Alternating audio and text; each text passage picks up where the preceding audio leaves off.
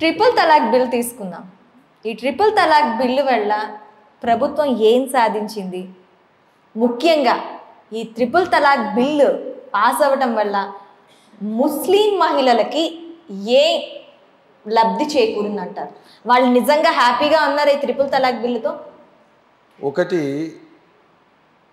ఈ దేశంలో సెక్యులరిజం పేరు మీద, లౌకికవాదం పేరు మీద కాంగ్రెసు కమ్యూనిస్టులు చేసినంత అన్యాయం అత్యాచారం ఇంకెవరు చేయలేదు. చరిత్ర క్షమించరాని పాపాలు చేసేది వాళ్ళు. ఈరోజు కాంగ్రెస్ పార్టీ రెండు విధాలుగా, ఒకటి 80% ఉండేటువంటి హిందువులకు వ్యతిరేకంగా పనిచేస్తుంది. ఎప్పుడైనా మీరు చూడండి, రేవంత్ రెడ్డి గారు ముఖ్యమంత్రి అయింది. 22 జనవరి శ్రీరాముల వారి ప్రాణప్రతిష్ఠ అయోధ్యలో జరిగింది. పార్టీలకు అతీతంగా అందరూ కూడా టీవీ చూసిండ్రు. మీరు కూడా చూసిండ్రు అనుకుంటా. నేను స్పెషల్ ప్రోగ్రామే చేశాను సార్. చేసిండ్రు, మీరు అందరు చూసిండ్రు. ఇక్కడ ఉన్నటువంటి వీళ్ళందరూ కూడా చూసిండ్రు. చూసిండ్రా లేదా? అందరు చూసిండ్రు. చూడని వాళ్ళు లేరు.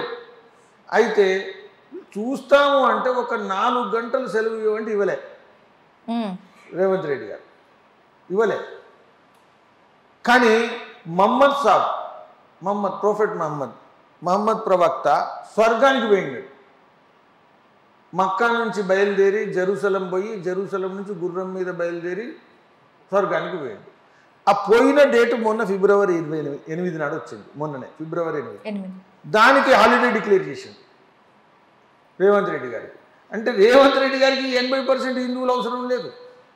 అయితే ఇది ఎట్లయితుందో ముస్లిమ్స్లలో కూడా మత ఛాందసవాదులు, మత మౌఢ్యులు, వాళ్ళు ఏది చెప్తే కాంగ్రెస్ వాళ్ళకు నాయకత్వం వాళ్ళు.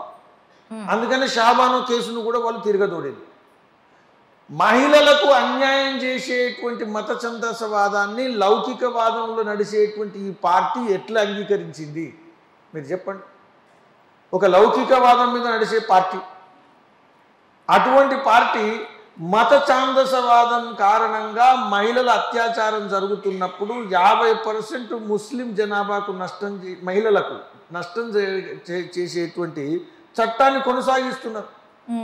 అసలు మీరు మహిళలు, ఇక్కడ కూర్చున్నటువంటి వాళ్ళు మహిళలు, మీరు ఆలోచించండి. మన హైదరాబాద్లో ఓల్డ్ సిటీలో చాలాసార్లు మహిళలు ఆ దుబాయ్ నుంచో, మన మీరట్ నుంచో, అలీగఢ్ నుంచో చాలామంది వచ్చి పెళ్లి చేసుకుంటారు.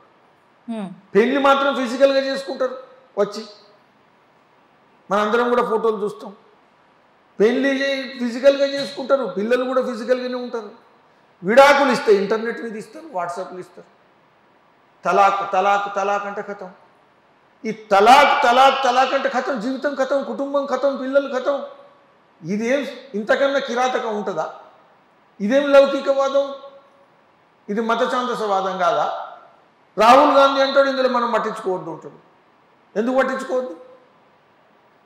నరేంద్ర మోదీ గారు కనుక ప్రభుత్వంలో రాకపోయి ఉంటే ఇంకా 10 సంవత్సరాలు కాదు, ఇంకా 50 సంవత్సరాలైనా ముస్లిం మహిళలకు స్వాతంత్రం ఉండేది కాదు. ఈత మతమౌఢ్యాన్ని, ఇది మన లౌకిక దేశం. ఏమర్థం లౌకిక దేశం? అనేక సంవత్సరాల క్రితం ఉండేటువంటి ఒక కాలబాహ్యమైనటువంటి, ఒక కిరాతకమైనటువంటి, ఒక మహిళలకు అత్యాచారం చేసేటువంటి తలాకు విధానాన్ని మనం తెరదించలేకపోయినాము.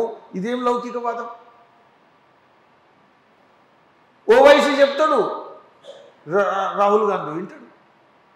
కాబట్టి ఓవైసీ, మిస్టర్ ఓవైసీ, నువ్వు ఎక్కడన్నా చెప్పు, నువ్వేమన్నా చెప్పు, ముస్లిం మహిళల విషయంలో నా ప్రభుత్వము సమానత్వం మీదనే చూపెడతాము, అందరికీ సమానమైనటువంటి న్యాయం ఉంటుంది అని చెప్పినటువంటి ప్రధానమంత్రి నరేంద్ర మోదీ గారు.